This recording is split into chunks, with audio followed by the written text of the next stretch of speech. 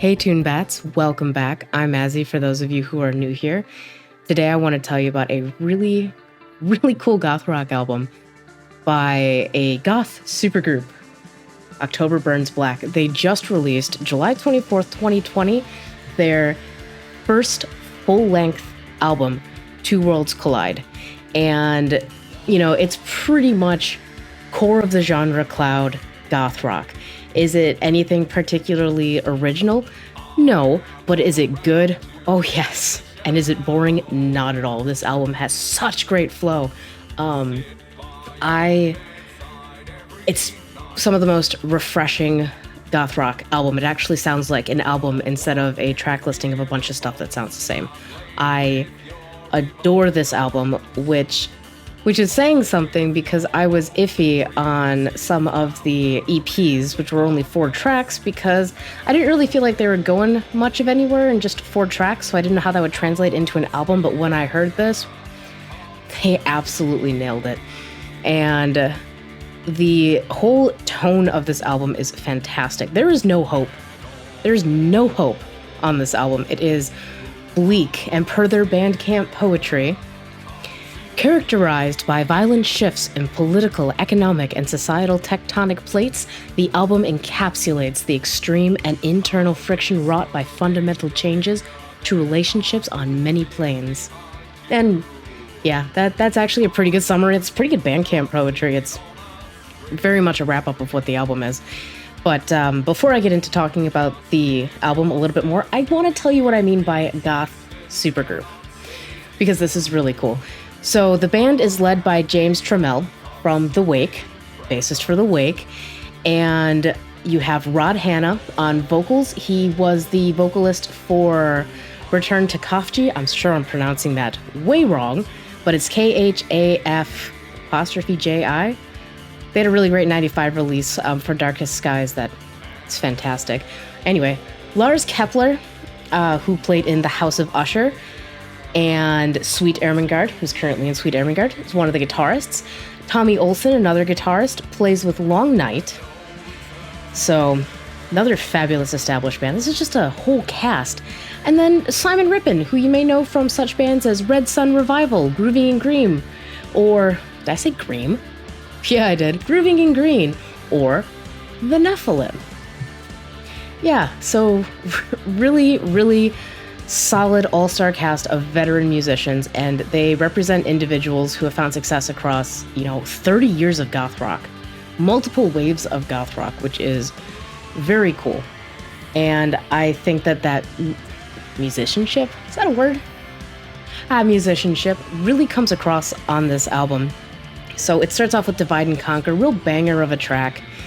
And at this point, I didn't know what quite to expect from the album on first listen. And then Black Veil kicked in. Rod Hanna has, the really stereotypical, deep kind of, what's a nicer word for like bubbling baritone? That just sounds weird, the alliteration on it, but his vocals are great on it. If a little stereotypical, which is totally fine. That's the only track that really happens on, in my opinion. But this is the only track that I have complaints with, too. Lyrically, feminine figure as a villain. Not really super into that, but it's such a good song. Track 3, Tightrope, really catchy chorus. Walk and Dance the Tightrope, it's fantastic. The instrumentation is great. You can really hear that it's played by a human being. You got guitar picks. You can hear the picking on the guitar. I really like that. I feel like that's something that what do they call it now? Lo-fi aspect is something that's really missing from a lot of music these days. I also like that on this track, Hannah's voice isn't as over-affected as it was in the last track, and there is a guitar solo in this track that I don't hate. It's actually a really solid guitar solo, and you will not hear me say that very much about anything. But this track is definitely one of the high points, and on track 3, no less, it's goth rock that sticks to those sweet nuggets of gothy goodness without, tipping over into derivative, and I definitely really appreciated that. Regress track 4 has a bit of a rockabilly vibe on the guitars, which I thought was really interesting. The first time I heard it, I was like, ooh, that's a little bit of a shift up. I like it. And this is where I think I was really just sold on Rod Hanna's vocals, because his voice is so vitriolic with these vitriolic lyrics. It just reflected it so perfectly. Fickle, track 5, right in the middle of the track, we have a slow track with a great guitar and bass, like synergy, slow crooning vocal. There is a break right before the chorus just slams in, and it just feels like such a cathartic release on this song. And then I'm taking too long, so I'm gonna skip ahead to the last track, the title track, which, interesting choice to put a title track as your last track on an album, but it is, the track Two Worlds Collide. And at first when I was listening to it, I couldn't figure out why this was the title track, why this was the track that the album was named after. Because it starts off with this almost sweet-ish kind of ballad style. And about halfway through, just the whole tone of the song changes into something just really jaded. Like, just throughout this album, the emotions were very much present, not just in the vocal delivery, but in the instrumentation and the composition as well. But this track really brought everything around full circle. So I get it. It took me a little bit. It took me for that, just slamming into just this. I don't know how you describe music as jaded. You have to listen to it and tell me what you think. But it really did tie a lot of the elements together in terms of just thematic, theatric, instrumentic into a cohesive whole.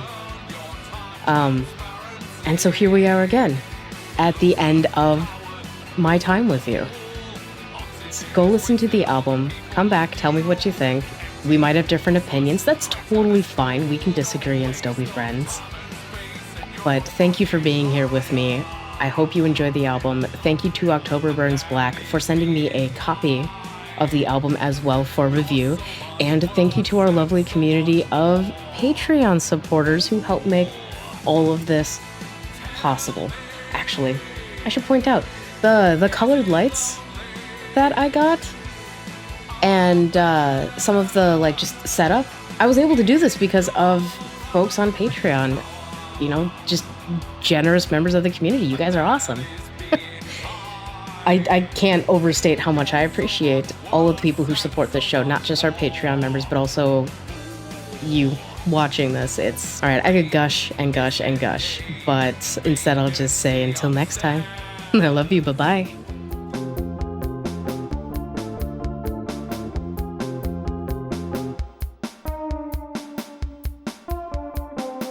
This ignorance of consciousness to spare the